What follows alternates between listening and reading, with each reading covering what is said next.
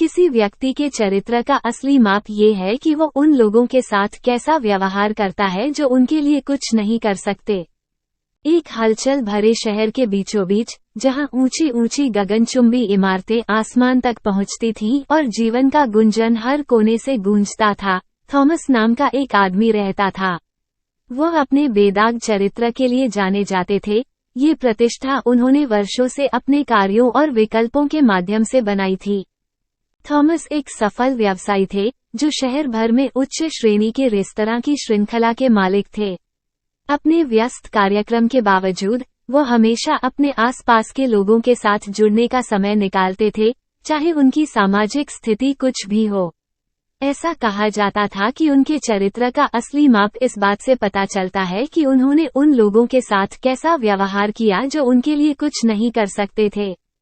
एक दिन, जब थॉमस एक बैठक में जा रहे थे, तो उन्होंने पार्क की बेंच पर बैठी एक बूढ़ी औरत को देखा, जो अपनी किराने का सामान ले जाने के लिए संघर्ष कर रही थी।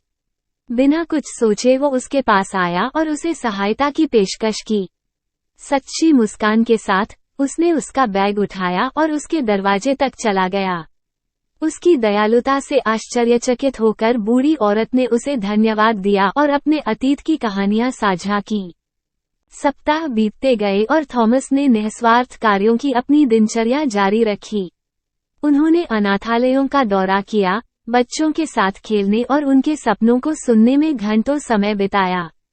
उन्होंने इच्छुक उद्यमियों के लिए मुफ्त कार्यशालाओं का आयोजन किया और बदले में कुछ भी उम्मीद किए बिना अपने ज्ञान और अनुभवों को साझा किया। वो अक्सर बेघरों से बात करने के लिए रुकते थे, उनके साथ उसी सम्मान के साथ व्यवहार करते थे जैसा वो अपने व्यापारिक सहयोगियों के साथ करते थे। थॉमस के कार्यों की चर्चा पूरे शहर में फैल गई और लोग उसे न केवल उसकी व्यावसायिक सफलता के लिए, बल्कि उसकी वास्तविक करुणा के लिए भी पहचानने लगे।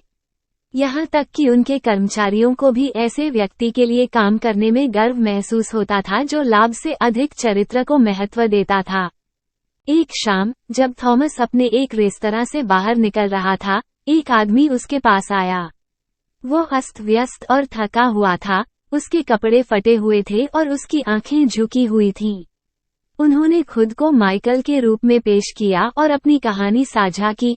वो एक बार एक प्रतिभाशाली शेफ थे, लेकिन दुर्भाग्यपूर्ण घटनाओं की एक श्रृंखला ने उन्हें बेघर और नौकरी के बिना छोड़ दिया था।